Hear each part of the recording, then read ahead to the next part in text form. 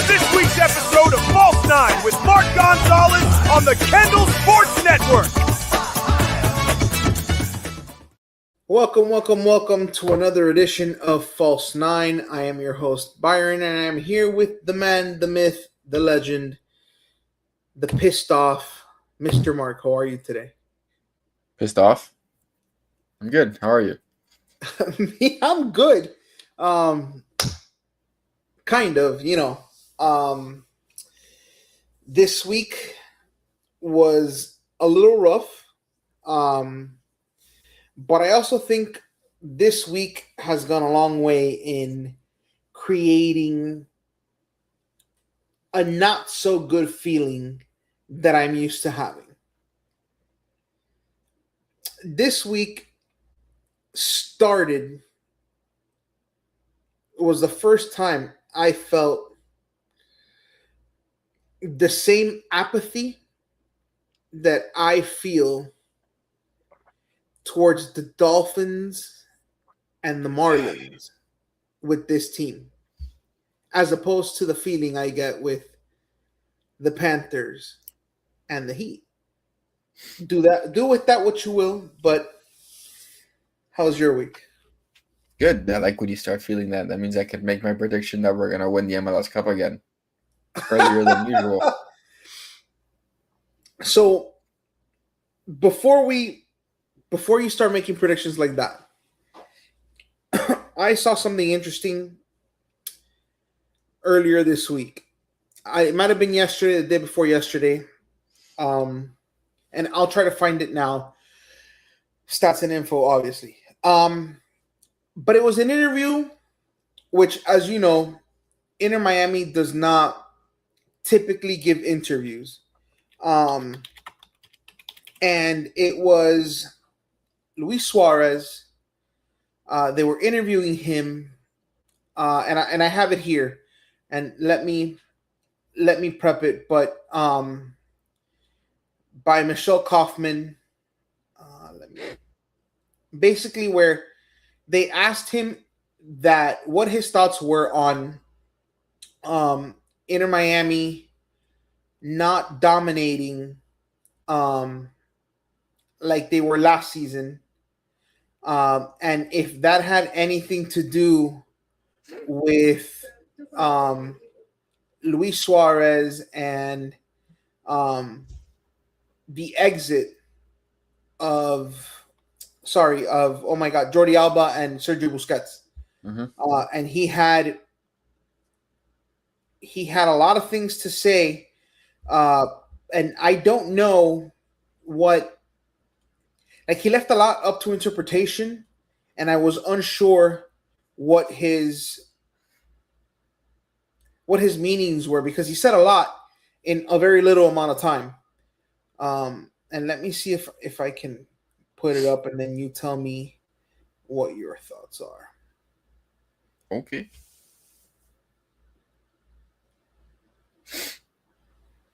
Oh, man.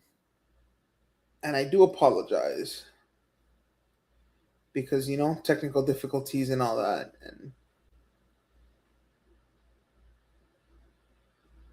there it is. Okay, got it. And I didn't have it, I wasn't prepped because it just reminded me. But here we go. Tú conoces este equipo mejor que nadie, ya con unos cuantos años. ¿Por qué tú crees que este año no están dominando como estaban el año pasado, en diciembre y noviembre? ¿Y crees que es la salida de Jordi y de Busi? ¿Cómo están adaptando a eso o es más que eso? Gracias. Bueno, son muchos matices tácticamente o técnicamente, como le quiera llamar, de cual uno hay a veces que no hay que vivir el de si estuvieran o ya no están. Lamentablemente para nosotros fueron dos pérdidas muy importantes. Nuestra salida por Busi, por Jordi, por la llegada de Jordi. Se extrañan muchísimo, pero ya sabíamos hace meses que no iban a estar y teníamos que intentar hacer otro planteamiento, otro juego. Hay partidos que nos sale de buena manera, otros que no, y bueno, estar preparados para momentos complicados que que pasamos en algunos partidos y trabajar y seguir mejorando, porque hay muchos jugadores jóvenes que tienen mucho que mejorar todavía, y para eso estamos acá todos los días intentando entrenar para mejorar. Gracias. Thoughts on that? There's a lot that he said in a very little amount of time. Basically said that they had known that they were going to be without Jordy and Boosie for a while. That they're already planning. The game plan already was to prepare without them for the season, and that a lot of the young guys are still getting their time and getting their training and stuff. So That's some what I wanted to games, point at. some games are good, some games are bad. And you just got to keep going through it. So that's something that I wanted to talk to you about. Mm-hmm. He said that the young guys have a lot of growing up to do. And I'm curious to know, and he was impressed, but who is he referring to in terms of these young guys? Because a lot of the young guys that we thought needed to mature are no longer here. Aviles was one of those young guys that we thought needed to mature. He's no longer here. My God. Ruiz was another kid that we thought needed to mature. He's still here. Benha was another guy we thought he needed to mature a bit. He's no longer here. So with a team filled with Falcón, Mikael, Rodrigo, Segovia, Allende, Messi, Suarez, Berterame. None of those guys are young. So what is it that he's referring to where a lot of these young guys need to grow up? There's a very few sprinkle of that. Most of this team is veterans. So you're saying those young guys need to grow up. How about these vets needs to step up and play to the quality that the expectations of them are? Your thoughts on that? No, I don't think it's the young guys. I don't know if he meant it in that type of way. I think I take it as everyone needs to step up and play better. It's unacceptable the way that they've played the 3 games at home. You can tell me the stats, you can tell me expected goals, but your 3 draws and 1 loss at home is completely unacceptable. And the whole team needs to play better. It's that simple. One for granted, I mean, for lack or for not for nothing, Suarez has been one of our better players in the last 4 games. He has absolutely been excellent this season. So, if you want him saying that everyone needs to play better, regardless of who it is, and train better and just continue it, he's taking the account for it, and he's stepping up to the mic and saying it. Ironically, in maybe the past 2 years, him saying that would have meant nothing because typically he's one of those players that would suffer from, a stretch of bad form. And it was him a lot of times that we were talking about the last 2 seasons. This season, however, like you stated, he has been one of the better players. And as one of the other statesmen on the team, I feel that it should have been one of them to say it. And it was good to see at least one that's in good form to come out and say. If RDP had come out and said that, I feel like it would have had a very hollow feeling to it because he's been kind of trashed this year. So I think that Messi was never going to say it, but I'm glad Suarez did come out and say it. Yeah, I agree. That's it? That's all you got for me? Yeah. There's nothing to it, bro. You got to play better. Very simple. I feel like Kevin Hart with the LeBron commercial. Where he's like, yeah, it's huge. That's it? Yeah, bro. I can't elaborate on something that's just so easily stated. Just play better. It's that simple. Play better. I can't tell you this. I can't tell you that. I mean, I have more thoughts when we get to those topics on other things. But as for what Suarez said, yeah, train better, play better. Those games, tough games are going to come and go. You still have a long season. It's very simple. Play better. Okay. With that being said, Saturday, May 2nd, the Turnpike Derby, the Battle of Florida, what all of it.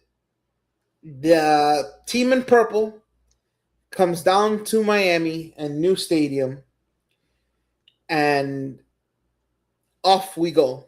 What did you see in that first half? A good first half. First half. A good first. Yeah, good first. We're gonna break it down half by half. First half. Good first half. Because we're gonna start with the good because it doesn't end good. Good first half. Inter Miami on the front foot. You're getting goals from Ian Frey. First of all, Ian Frey starts. Yannick Bright starts. Diego Telasco's back in the lineup. It's a back four. Alan Michael. Betrame and Suarez up top. Messi behind. Yes. It's kind of a diamond midfield. I'm loving life.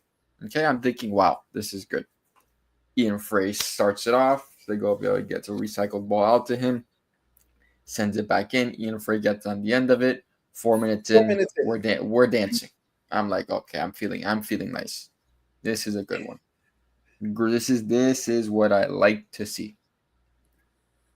And I mean, listen, Maxime Crepeau pretty much won the Canadian starting job with that sequence that he had there. 1,000%. I mean, 4 saves, an absolute an absolute wonder save on the Paul shot from the top of the box. I mean, I was like, it's like when people play the Heat that they turn into superstars and they drop 30 points a game. I feel like keepers turn into prime Manuel Neuer and prime Casillas when they play Inter Miami. You just can never get a keeper on a bad day, it seemed like. So it's 1-0 and Miami have about 6 shots on target in the first 10 minutes. That's what it feels like. Then there's a turnover. Yannick Bright to Messi, to Suarez. Suarez plays it back to Messi. Messi finds Segovia for a cutback.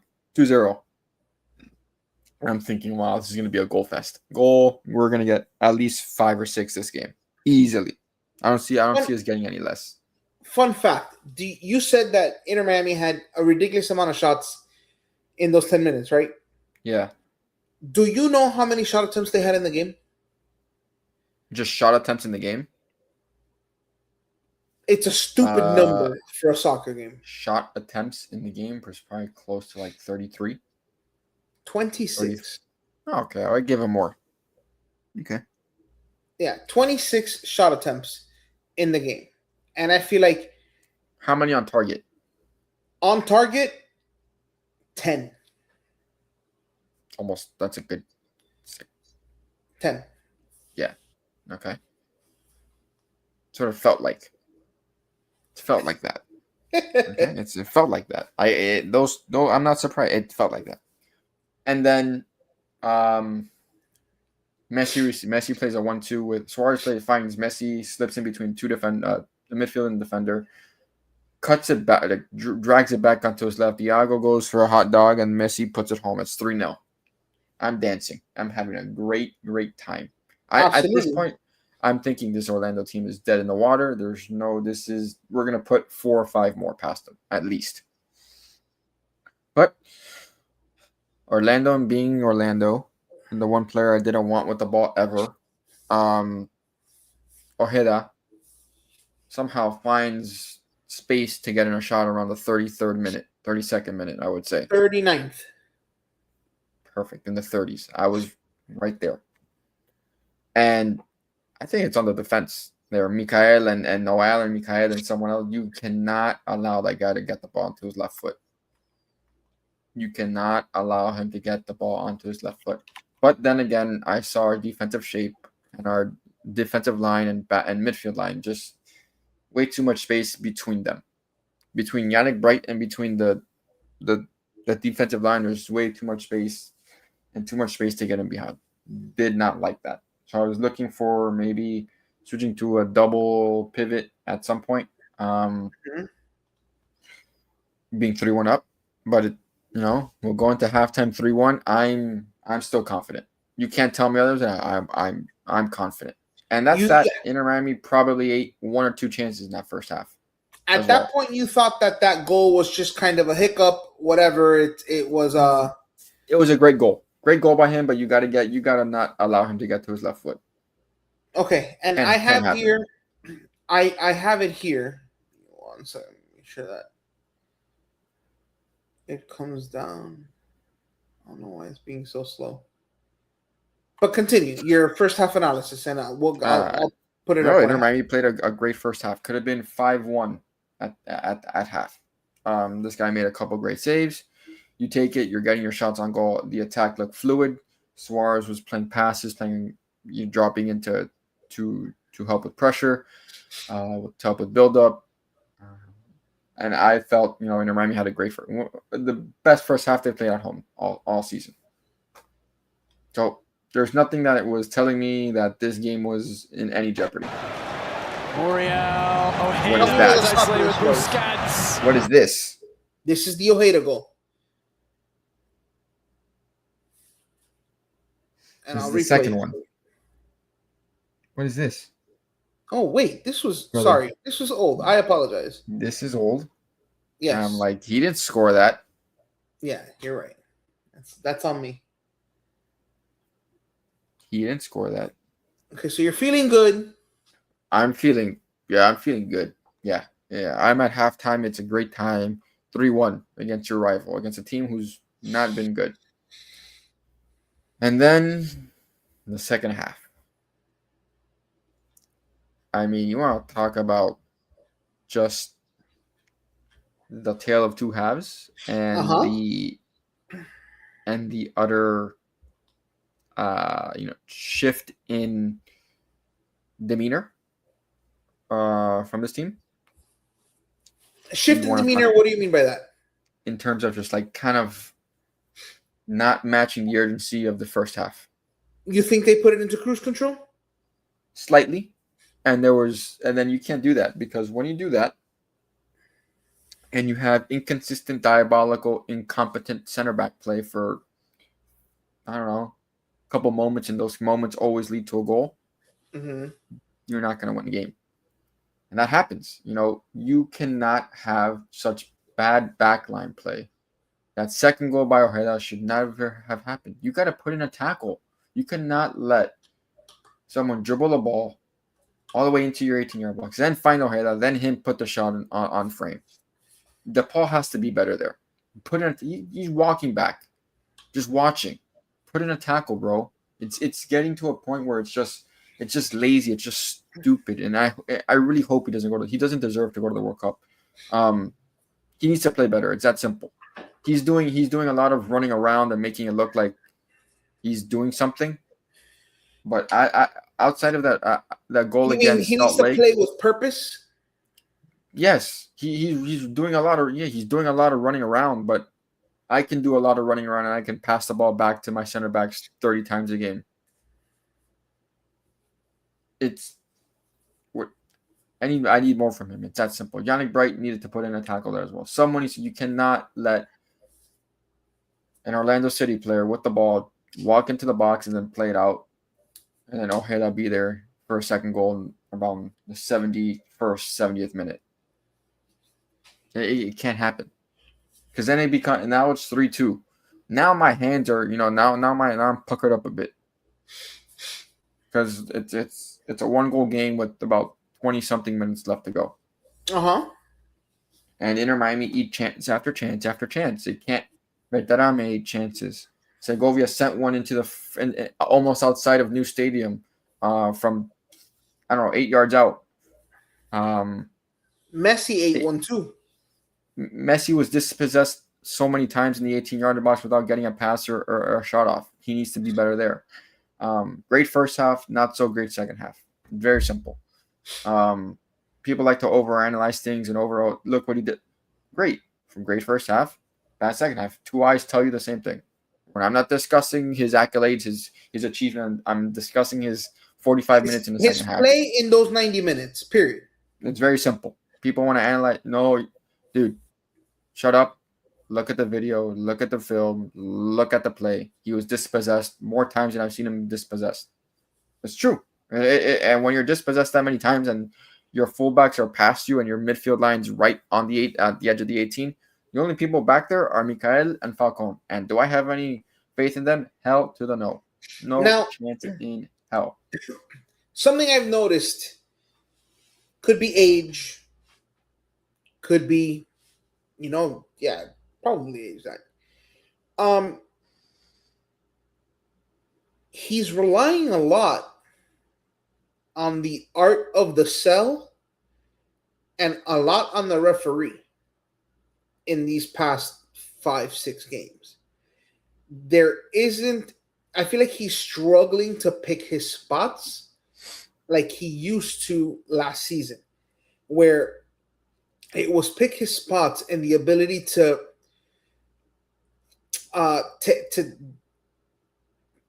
kind of evade a defender into an open space, even if it was just a little bit, to get a shot off. I feel like that's not there anymore.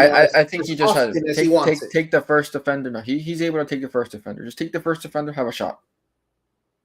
Don't even worry. Just take the first defender, have a shot when you're that close in the 18, and that's it. That's it. Nothing else.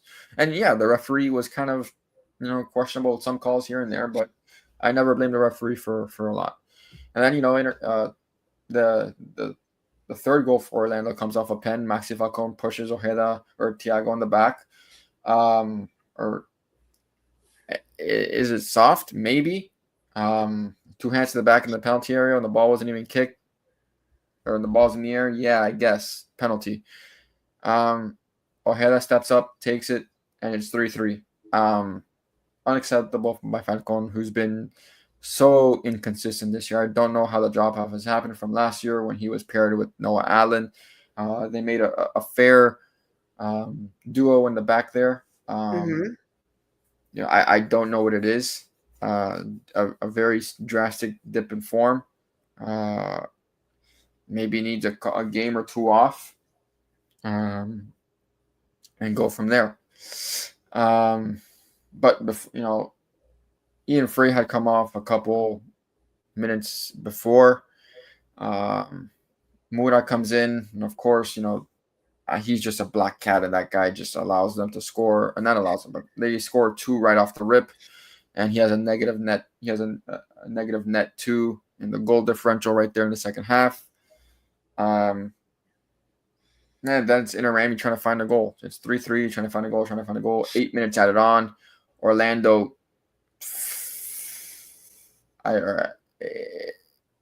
they find the goal. Well, hold on. 90th plus they 2. Put on fresh legs. Tyrese Spicer comes on. Right. They put on fresh legs. Absolute pacer. Fast. And pacer of a person. But here's the thing. Our back line is just Here's the thing. gassed. Here's the thing. Mikael steps into the midfield to mark who? I don't know who the hell he was marking. Don't know what he was looking at. Yannick Bright was there. What are you doing? I don't know what he's marking there. I really do not know what he's marking. He messed up there. Ojeda is in an offside position. Maxi Falcon steps to the wrong side. Completely takes himself out of the play, and it's Tyrese Spicer against Facundo Moura, and Facundo Moura has no chance in hell to catch him. Dirt slow, molasses, everything. I would have preferred Gonzalo Lujan to come in at right back. I don't know why, but I would have preferred Lujan at right back. And then Spicer puts it home. And Drake Candler had no chance in any of those 4 goals. 1 penalty, the other 3 from open play. Wow. Dane Sinclair. They start with S, and they both it's DC. Okay. Dane Sinclair had no chance in hell at any of those goals. So people criticizing his you play. You got me there for a second. I was like, what? They have. Yeah, stop it. All right. Yeah, he hasn't been MLS Keeper of the Year, but he hasn't been terrible. Very simple. I agree with that. This is a formula of a team who is so dependent on putting away 4 or 5 goals a game, but right now can't. Having a mix with a tragedy at the back line. Yes. It's not good. It's not good. Because if you're not putting away your 4 or 5 and you're eating 3 or 4 chances a game, like point blank, like grade A chances, like they say in hockey, like open net type of things. Yes. Very difficult to win games. Very difficult. That's just my assessment on the 11 players on the pitch, or the players on the pitch. You want to talk about the guy on the touchline, it's a whole different story. Okay. I'll ask you about the guy on the touchline. Tell me, what do you have? Guy's terrible. I know he's just a placeholder, but he's not a long-term solution. And stats can tell you this and that about Inter Miami improving play and this and that. You do not draw 3 straight games and do not lose 4-3 at home after having a 3-0 lead to your rival and tell me give this guy time, or give this guy this, or this guy's okay. No. I don't know what he's doing. I don't know why we constantly bring in Muta. I don't know why we can't change why we can't make a tactical adjustment in the midfield. I don't know why we can't I don't know. I don't know what he can do. I really don't. You make 2 subs, Mura and Allende. I know you don't have Ayala there, but Mura's not the right sub to make. Lujan, bring him in. Put someone else in the midfield. Switch the formation. Play a little more defensive if you have to. But Guillermo Hoyos is, he started Suarez, sure, and the attack looks better, but you still haven't fixed the back line. What can he do to fix it? Just take out Falco. Take out Mikael. But he's got Reguilon is hurt. Until Reguilon comes back, then you maybe can't put Allen there and then put Lujan with Freya as right back. Can you trust Reguilon? No, because he hasn't been healthy. His hamstrings are made of paper mache. I just don't like Guillermo Hoyos at all. I don't think he's got the quality to be an MLS manager.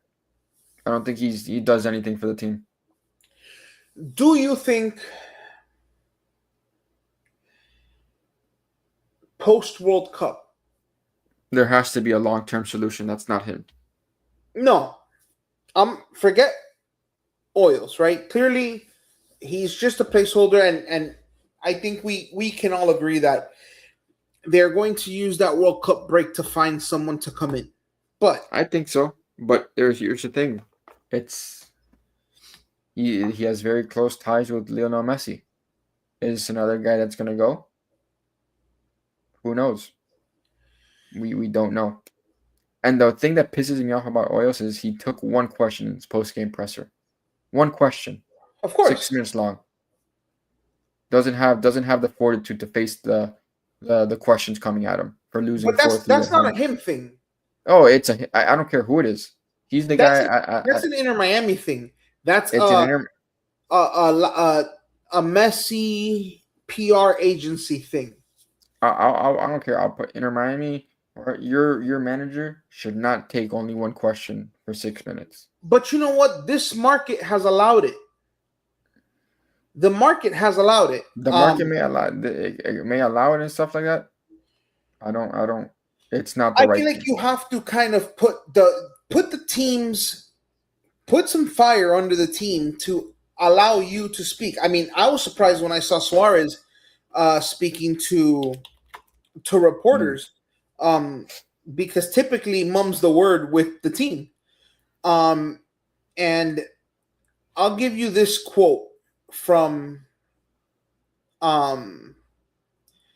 local 10 reporter Will Mansell. Awful Announcing said, Inter Miami criticized for having younger players face media after the historic loss, which is typical. The big guys don't talk. Will Mansell replies with, this isn't a new issue or one most fans care about, But when people ask me, hey, why don't you cover Inter Miami more? This is part of the answer. It's like only having Norris Cole and Dexter Pittman talk during the Heat Big Three era. And he continues on in a different tweet that says, Inter Miami back to work, and Luis Suarez spoke about the attitude it'll take to turn things around after being winless in their new stadium so far. That is the only two mentions, aside from the new stadium, that your local station has on this team. And I think that it's gutless for them to want all the good and not face the music, manager and players. I'm not. I for the players, I could care less. I care more about what they do on the field. As a manager, you're the spokesperson for the team. You're the head of the team. You're the man. You're the guy on the touchline. You're gonna take the heat for the losses, for the wins. You're gonna take the glory for the trophies, and the backlash for the defeats. You face the media. You give them the answers. The players need to be worried about what they're doing on the field first of all. I don't care that whoever goes into the mix zone is Ian Frey or Noah App. I don't care. The players should be ashamed of what they put on the field, of their 4 performances at home. That should speak louder than any words that they can ever give the mix zone. Those are my thoughts on it. Fix your play on the field. Will the fans let this team know that their play isn't good enough? No. Unless it gets to a very dire point of no wins in your 8-9 games at home. I guess you take the good with the bad. But I think that this team gets to skate on so many things because there is no home fan base. No, that's too much. I want to say about 75% of that stadium, supporter section aside, right? Supporter section aside, about 75 to 80% of that stadium doesn't care about the result on that field. 75 to 80% of that stadium are there wearing Argentina jerseys just to go see Messi. And that's why I think this team skates on so many things. Because there isn't a pressure to be held accountable to a hometown fan base. That's not the supporter section. And the supporter section isn't going to put their feet to the fire because this team has a history of shutting them out, keeping them out, almost a punishment-esque approach to their supporters if they are perceived out of line. We've heard the complaints about how they treat the supporter section. Yeah, but you're not gonna find the outrage in this in 75% of the people that attend games. I agree, and I feel like the team deserves some of it. You're gonna find it in the diehards that have been there since day one. In the supporter section, that's where you're gonna find it mostly. And in the very few, and outside the supporter section, there's fans who have been season ticket supporters of the team since day one. Yes, and they're football fanatics. The club is first. This and that. Yes, they're grateful of Messi and they're happy for the trophy. But at the end of the day, if you're not putting out wins, why are you going to be happy? I agree. There's still logical fans out there, and it is what it is. The voice is going to be heard. The voice that you hear are going to be the 75% that are not diehard fans. Because it's just going to be louder. The global voice is going to be louder than the local. Do you think it'll be enough for change? For improvement in terms of, and I'll give you the best example. There's a team right now playing 5 miles maybe away from there. In the Florida Marlins. The absolute blueprint of dysfunction, disaster, and the ability to alienate fans.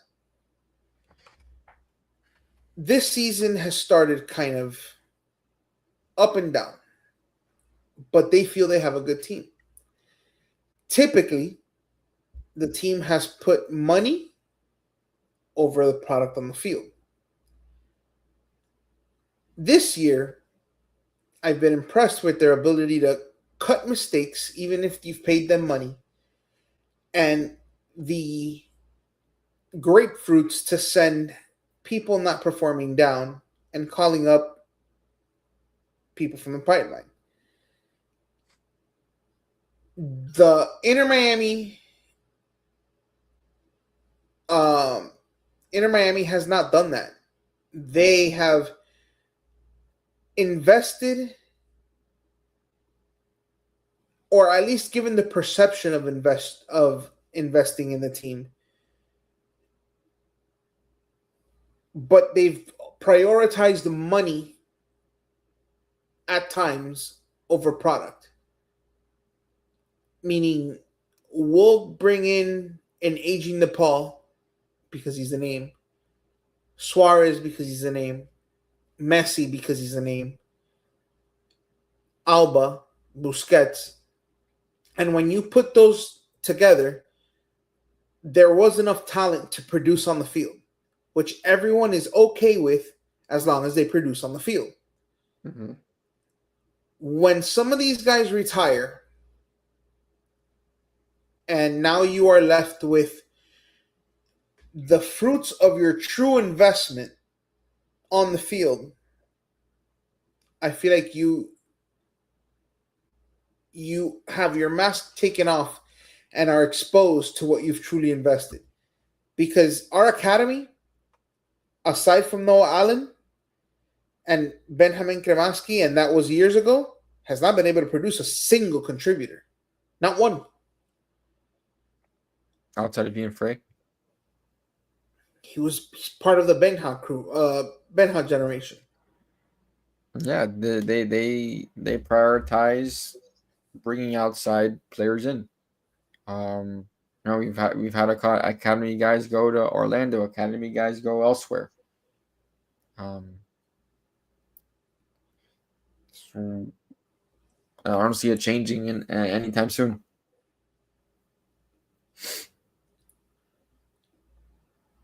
Their need to make a big splash, I think, at times supersedes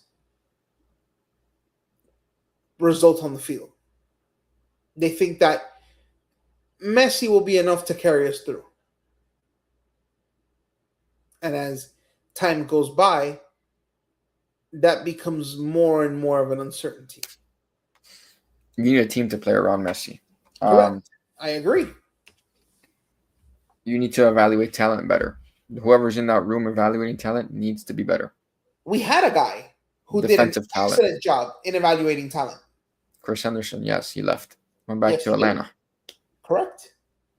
You need better talent evaluation especially in the defensive part of the game. Center back positions. I don't know who's evaluating that. It needs to be better. You need to have pace. Not better. Fire. You need absolute pace monsters to come in and play wingers. Tadeo Allende is not a winger. He's a target forward.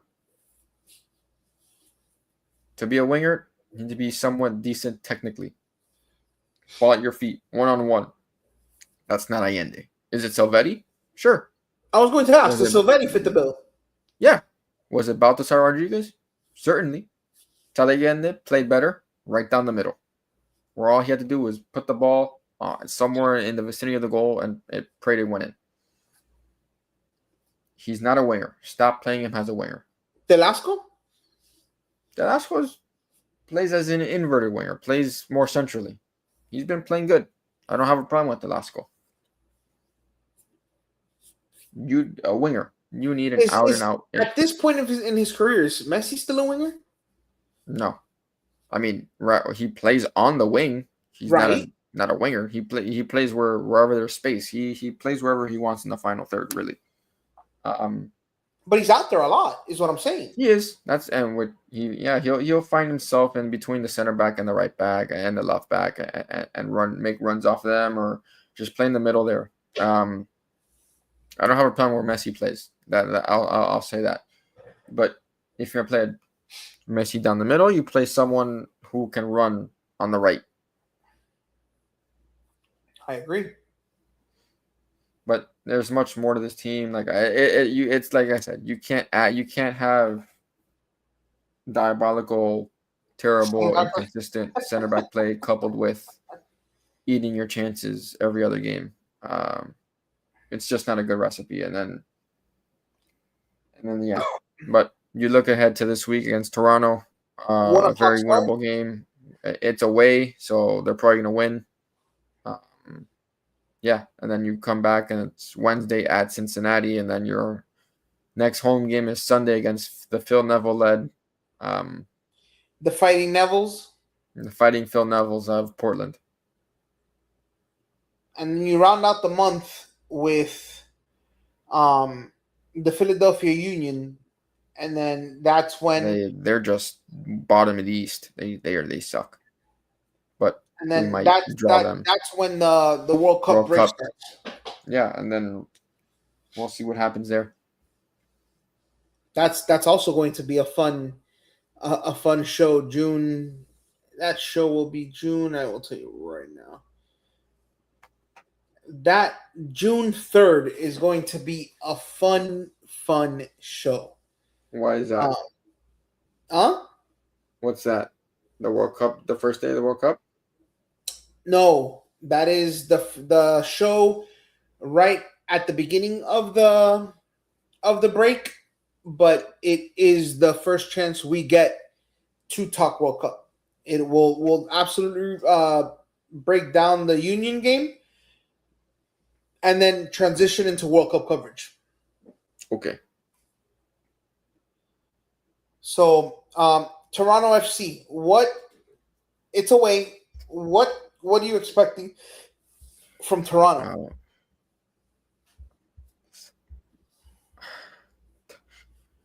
Toronto are 8th. I mean, dude, I'm looking at their squad right now, and like I don't like. How are you gonna tell me that we can't put 4 past them? They have Walker Zimmerman. Yeah, Walker Zimmerman's on this team now. Etienne. Yeah, Derek Etienne Jr. is on his team. They still have John Osorio in the center of the pitch. They had a massive overhaul this offseason, yes? Yes. They have a lot of injuries as well. You know, Jordi Mihailovic, injured. Where are you? Richie Larea, injured. Pereira, injured. Cifuentes, injured. They do have a lot of injuries. But this is a game that, Inter Miami. And you expect, as always, 3 points. Yes. Easy. Yeah. Here is now a little bit of a future, kind of want to get your gauge on this. We need a new manager. And I feel like we say this every year. We need desperate help on the back line. It feels like we always need. Like we always somehow figure it out for a game or two, and then it just doesn't work. So, when you come back from the World Cup break, you play 3 games, and then you run right into Leagues Cup play. With the CONCACAF Champions debacle,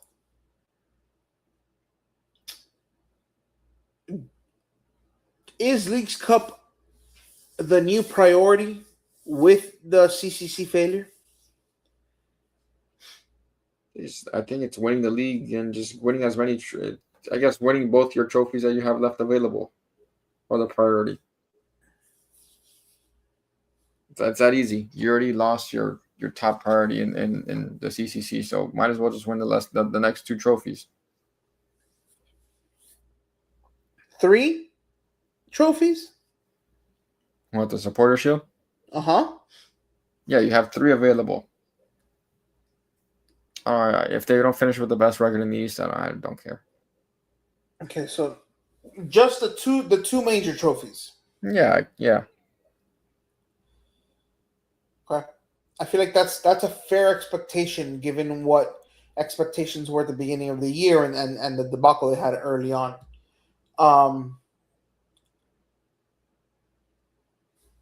Toronto on Saturday, FC Cincinnati on Wednesday, False Line on Thursday. Yep. Anything else before we get out of here? No, I'm good. I don't have anything else left to say about this game. I feel like we've said enough. Yeah. All right, for everyone here at Kendall Sports Network, thank you for tuning in, and we'll see you guys next week. Have a great one, guys.